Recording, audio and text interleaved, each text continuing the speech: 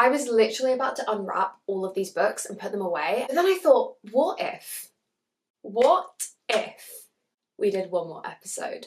This is literally one of my favourite ever videos to film, so I thought we should do another one. We're going to blindly pick our TBR for the week. We're going to pick 3 wrapped up books and we're going to read them together. It is one of my favourite videos ever to film, so I just thought, why not? Let's do one more episode before I unwrap everything and put them back on my shelves. This is everything left over from my February TBR. So we unwrapped a bunch then, we unwrapped a few the last time I did this video. So these are the, I think, 19 books remaining. I'm going to let a random wheel pick 3 of these books and we're going to read them together. I am, like the last time, going to allow myself 1 optional swap out. The same rules apply as last time. Obviously I didn't end up using my swap out last time, but I'm going to introduce it again to have it on the table. Same rules as last time. I have to do the swap out immediately, so I can't unwrap 3, wait to the end, see which one I like the least and then swap it out. If I pick a book and I don't like it, I have to do the swap out then. And the other rule is I have to read the second book that I pick. So I can't unwrap a new book and then say, oh, this is worse than the first one, I'll pick the first one. No, if you use the optional swap out, you read the next book you unwrap. Those are the rules, and we're going to get right on into it. Okay, I've just made a wheel including all the numbers that are left, so we shouldn't have any repeats of numbers that are gone.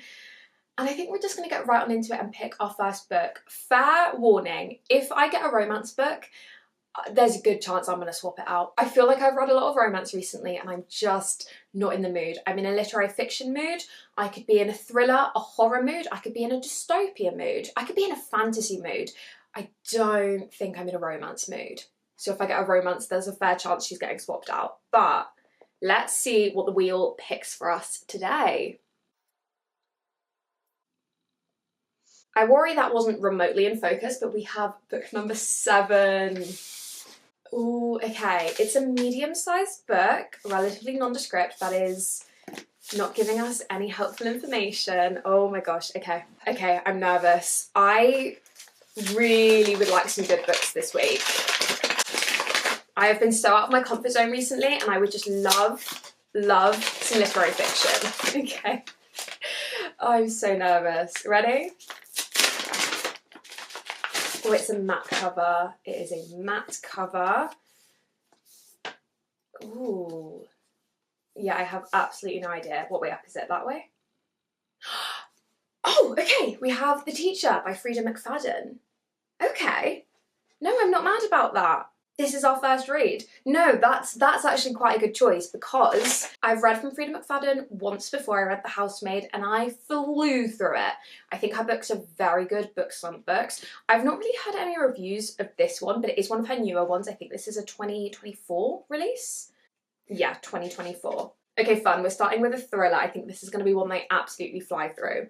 Not mad about that. Okay, this is the first book of this week and we're going to get into the reading now. I'm about to head to work, hence the outfit. But I'm going to the pub first to get some food quickly before our shift. But before I did that, I wanted to check in because I am now honestly like over halfway, like just over halfway into The Teacher. I actually didn't realise I had read so much, which is like always the case with Freida McFadden, I feel like. Sorry, I worded that like I've read 17 of her books. I think this is the second one that I've read. I think the only other one I've read is The Housemaid. Is that true? I think so, yeah. Anyway, always the case with her books being the 1.5 books that I have read. She writes books that are just so bingeable. They're so quick to read. So in this book, we are following kind of like 2 teachers and then also a student. We're getting 2 perspectives. We're getting Addie and Eve. Addie is a student at this school and Eve is a teacher at the school and her husband is also a teacher at the school. And then Addie and Eve's husband, also a teacher, start having a relationship. Don't want to call it that, but you know what I mean. There are definitely very, very, very uncomfortable scenes in this, particularly the further we're getting on, the more uncomfortable it is getting. That is obviously the point. Like, it's very clearly wrong. Like, it's not romanticized or anything. Like, it's definitely like, this teacher sucks. To be honest, everyone in this book sucks. Like, literally all of the characters. There are none that are nice. But that's kind of the point, I guess, is that everyone is awful. It's definitely like a lot heavier than like The Housemaid, for example. Not that The Housemaid wasn't heavy, but this is like heavy in a different way. I think just because of the connotations and like the ages of everyone, it's just very like icky and like difficult to read, but equally that is completely the point. I'm very intrigued as to where it's going to go, and honestly I'm likely going to finish this in the next couple of days because I am completely flying through it, because one thing about Freida McFadden is she knows how to write a quick book. The chapters are short, as always. I keep saying as always, I've literally only read one other book. You know what I mean? The chapters are short, so I am just flying through it. So I do think I'm going to finish it in the next, day or two, but I am nervous. I am scared as to where this is going to go.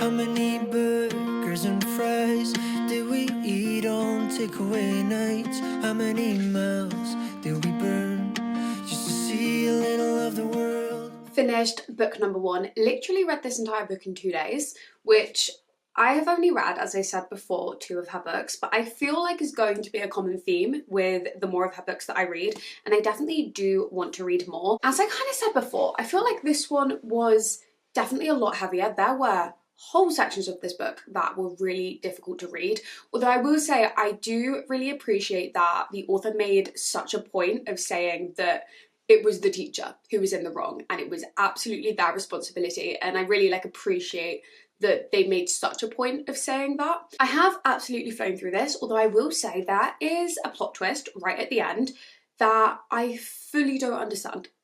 Fully don't understand. To the point where I think I'm gonna have to look it up. Oh, wait. Hang on. I'm gonna have to go into spoiler territory quickly. Sorry. Skip to this time if you haven't read it, because this is literally going to spoil the entire ending. So this is your final warning. Skip ahead if you don't want spoilers for the teacher. So the plot twist that I was getting really confused on. So Hudson is actually Jay. That means that Miss Bennet was also with somebody who was underage. After all of her morals and being like, oh my god, you're the worst husband ever because he was doing that, you're a terrible human being, which yes, he definitely is, she was literally doing the same thing. And then the bit that I got really confused about was the wife and the kids. But I've just found a review that says Jay's baby was actually Hudson's sibling and the woman was his mum. Okay, and this says, according to this review that I found, apparently the author said Eve did know who Hudson was, so literally all along she was as bad as Nate. So literally everyone in this book just sucks. So was she the whole time just way more upset about him cheating rather than the fact that she was underage? This is horrifying. Everyone in this book sucks. Literally everybody. Anyway, that has kind of blown my mind. Nonetheless, I'm glad I looked that up. I mean, I got most of that, but just not the key details. Anyway, as I say, I have absolutely flown through this. Read it in 2 days. The chapters are so short, it's so bingeable. I think the ending is very, I mean, not the plot twist I just spoke about, but the bit before that, the ending is very satisfying, just from the plot arc and how awful the characters are.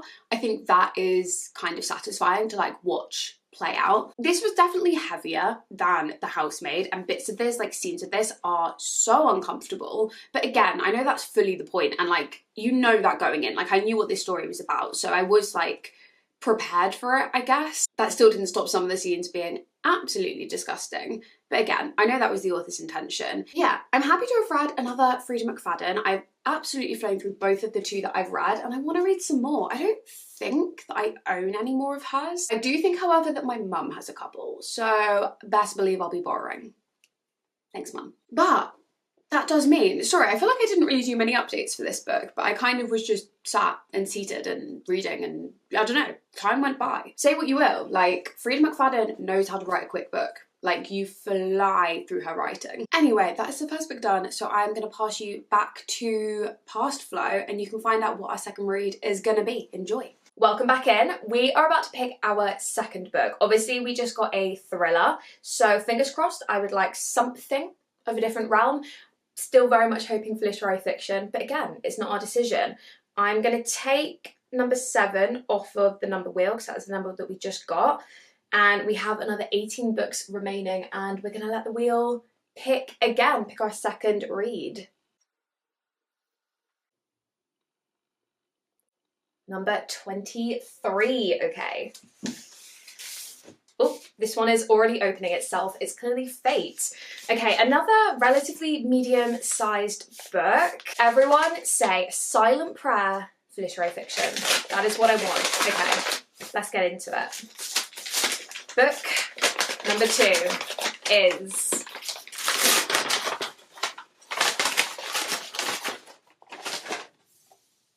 okay, it's something with a slightly broken spine, so I'm assuming I've thrifted it. Absolutely no idea. Oh, it's got a Could Be Talking at Night by Claire Daverley. Oh, okay, no. Yeah, we're going. This is great. This is fabulous. We have Sorrow and Bliss by Meg Mason. No, I'm very happy with this. This is a literary fiction. I did thrift it, and I know very little about this. I have not read a singular review, and yet it has a really high average rating, loads of reviews. I know it's popular, but haven't actually seen it hanging around. And more importantly, oh, it's a literary fiction. It is a literary fiction. It's also on my 25 to read in 2025, so that is perfect. I'm so happy with that, okay. And we still haven't even used my optional swap out. So again, maybe I'm not going to use it once again. We're in a very strong place. This is the second book we're going to be reading in this video, so we'll get into it now. I am up to page 124 of Sorrow and Bliss, so I thought we would chat about it because I am predicting this, kind of early days, about a third in, I am predicting this to be a 5-star. This is my book taste. This is it. If you were ever unsure, I've seen comments before being like, what's your genre? It's this. It's this. I just saw a critic quote that said, this is well written, but ultimately too depressing. And I was like, yeah, that is my book taste, to a T. That describes it perfectly, if you were ever wondering. Oh my goodness, I am loving this. I will say, for whatever reason, I am reading this incredibly slowly. I think weirdly, I've not been in much of a literary fiction mood the last couple of days, and yet, every time I pick this up, I'm like, this is a 5-star. But it's getting over that like mental block of like, I'm not in the mood for a literary fiction, but then the second I pick it up, I'm obsessed. So make that make sense, I don't know. Absolutely loving this. The depression representation is impeccable. The way it's written is you're kind of getting, the text is broken up, so it's almost like very small insights into her life at different points, but every single like small section is so immersive. So you jump around, so you'll be in one place at one moment, and then there's no like filler text, there's no like, and then I walked down the street and I got on the bus and I went to this place. It's just like, and now I'm here. Which I absolutely love that style of writing. Anything that's quite stripped back, I really, really like. And that is absolutely what this book does. There's just no filler text. There's no like big paragraphs of description. That's not really my thing. I like it when it's very, yeah, just stripped back. And that is exactly what this is. And every single moment that we're then thrown into is so immersive. I think if you like My Year of Rest and Relaxation, which we all know I love, but I think if you like that book, you will like this. It's similar, but a little bit more plot going on, because say what you will about My Year of Rest and Relaxation, and I say this as a lover, it was my favourite book of last year. Nothing happens in it, nothing. It is the most engaging book when nothing happens. This is similar, but there is a little bit more going on. I'm absolutely loving this. Something so sad just happened. I'm predicting this to be a 5-star, but we'll see where it goes. But for now, a third in, completely loving it. It's the next day. I just have the same sweats on and the same hairstyle because I am procrastinating washing my hair. I am on page 253, so I'm very nearly done.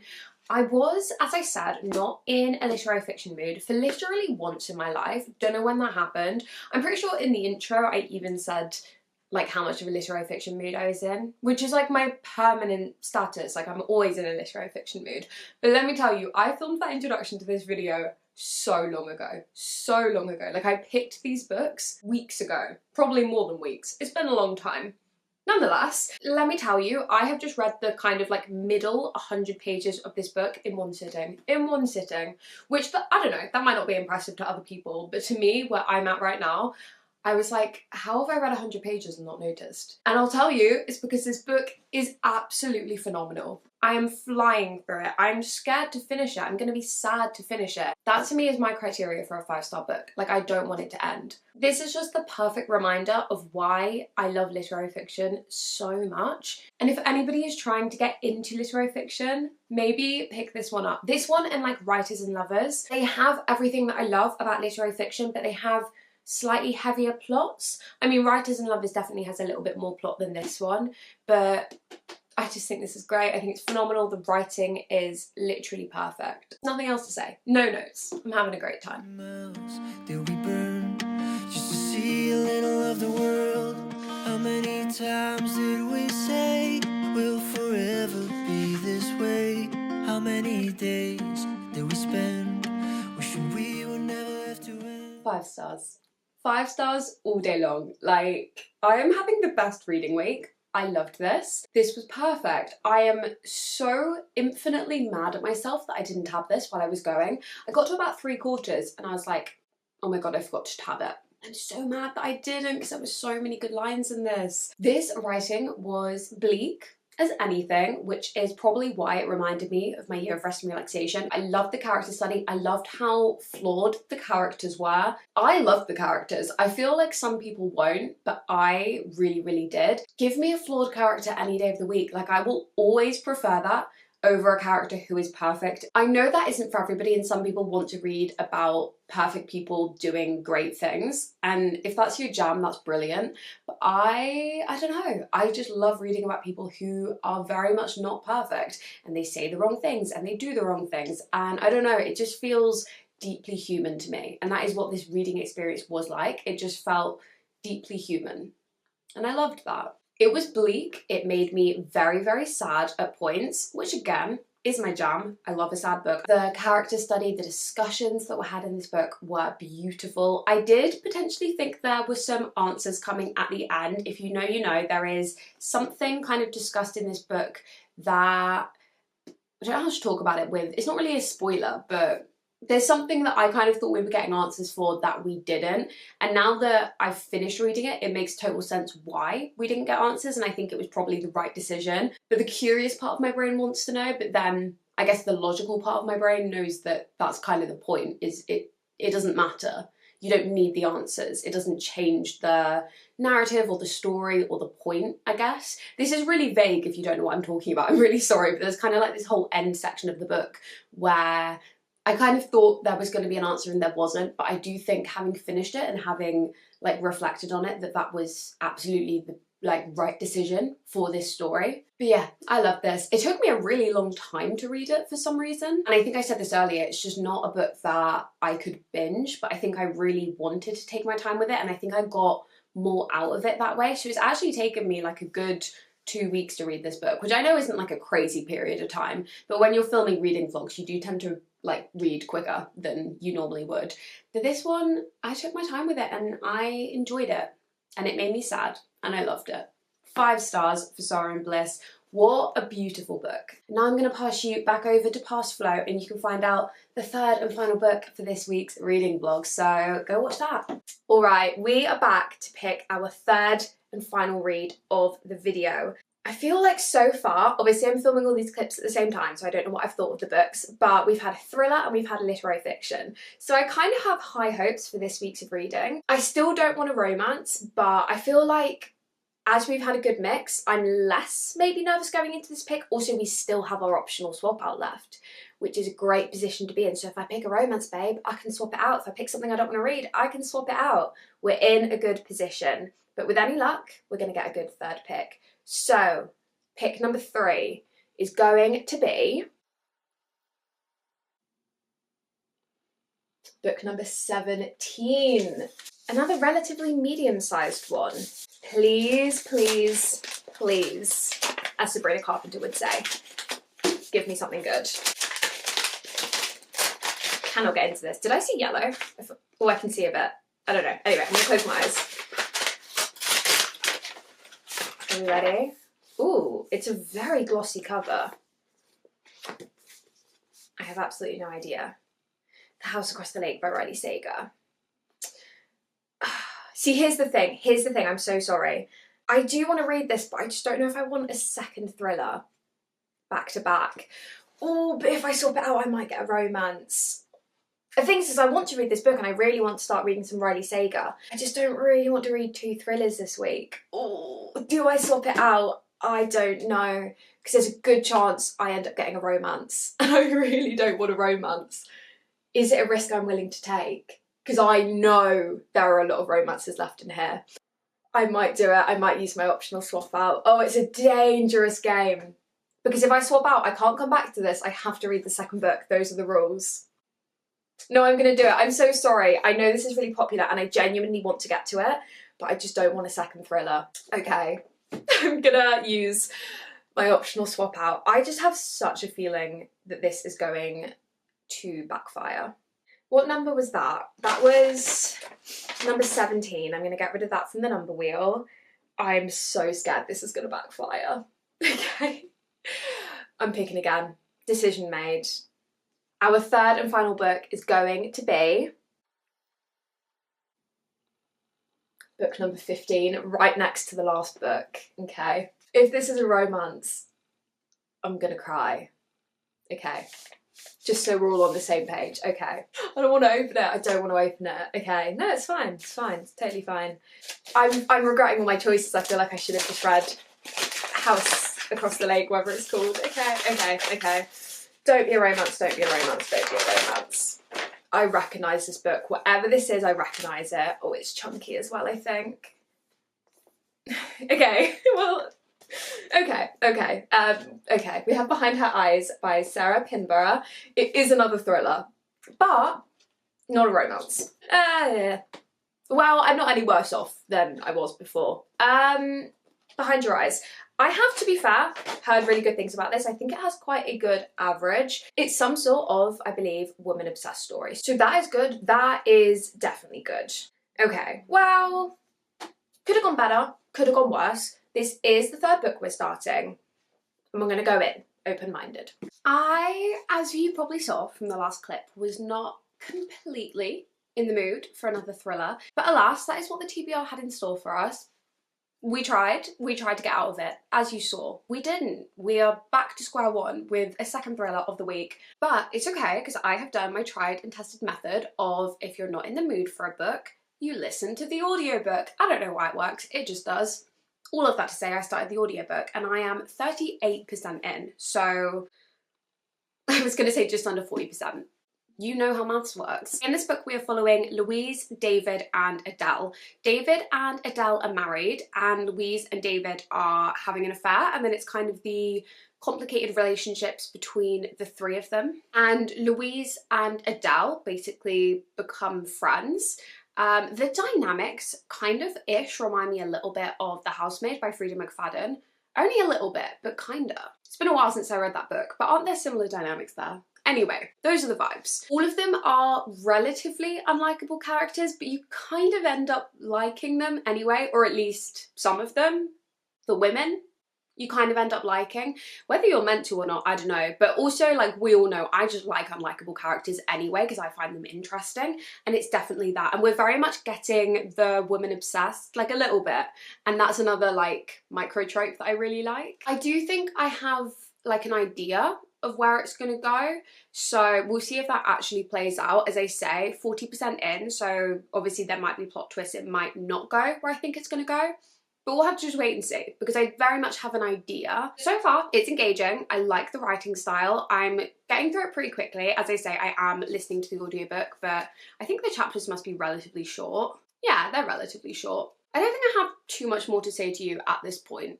Didn't want a second thriller, but I feel like it's at least reading pretty quickly and I am engaged, so I'm not too mad about it, as it turns out. In 2016, in Seattle, I hope you know that I'm thankful for all we did and all we tried to do. Sometimes I still dream of you, and some evenings I still feel it. I crack a smile when my heart bleeds. So surprised, I've actually finished this book. I kind of wasn't really intending to finish it today. And then I don't know, I just finished it. It was pretty bingeable. I don't think I've really checked in very much. Sorry, I've been kind of a terrible booktuber. But we can chat about it now. First things first, if anybody guessed that ending, I want to meet you. I want to meet you and I want to shake your hand, because how? That is like one of the most insane endings ever. Like, I never in 1,000 years would have got that. Ever, ever, ever. So if anybody else got it, like, I'm impressed. Consider me impressed. Because that was wild. That was wild. Like, I never saw that coming literally in a million years. I found the whole like lucid dreaming thing quite interesting, because I think that I can lucid dream like a little bit. Can one lucid dream a little bit? I think I can, like a little bit. Like, I can, is this lucid dreaming? Maybe it's not. I can do this thing where I can like go back into my dream. So if I wake up and I'm like enjoying a dream, I can go back into it at the same point. And I can also kind of rewind bits and like do it again, if that makes sense. Is that lucid dreaming? I don't know. I can't like control things, so I can't do it properly. But I think I have like a touch of it, like I can do it a tiny bit. So I found that interesting when they were discussing that quite a lot in here. But yeah, I kind of ended up flying through this. I think the multiple POVs made it just quite bingeable. The chapters were relatively short. I didn't necessarily want a second thriller, but actually it read pretty quickly. I really liked the writing style. The ending was absolutely wild, I will say. But I liked the kind of interesting dynamics between all of the three characters. And yeah, I found it interesting. I was hooked the whole way through, which I feel like is all you can really ask for when you're reading a thriller. Your second thriller of the week, even if that isn't necessarily what you wanted, but hey ho. Hi, just as like a fun bonus end to the video, if you've stuck around, thanks so much. Hopefully I enjoyed the books. I don't know, I haven't read them yet. I'm about to unwrap the rest of these, so I thought I'd just do it on camera. You don't have to watch if you're not interested, but I thought it might be interesting to see what options are left. So we're going to do it now. I'm going to open them carefully so that I can reuse all the paper for vintage parcels.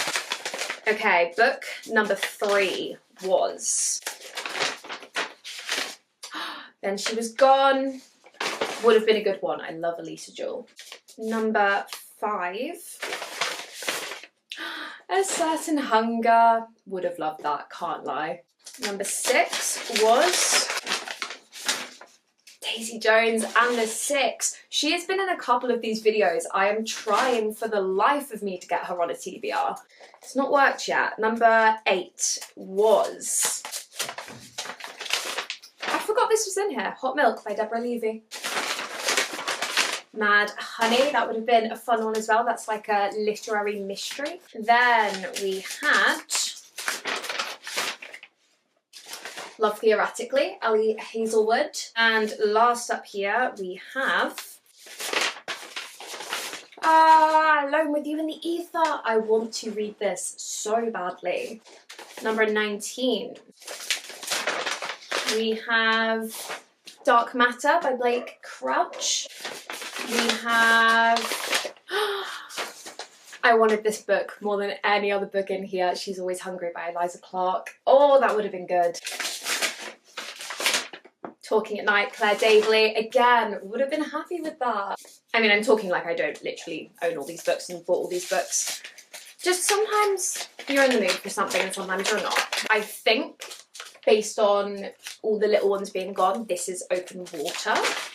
Correct. Open Water, Caleb Azuma Nelson. Number 25 was All's Well by Mona Awad. In number 26 we had The Writing Retreat. That would have been fun as well, although I did literally just say that I didn't want another thriller. This is the thickest book in here.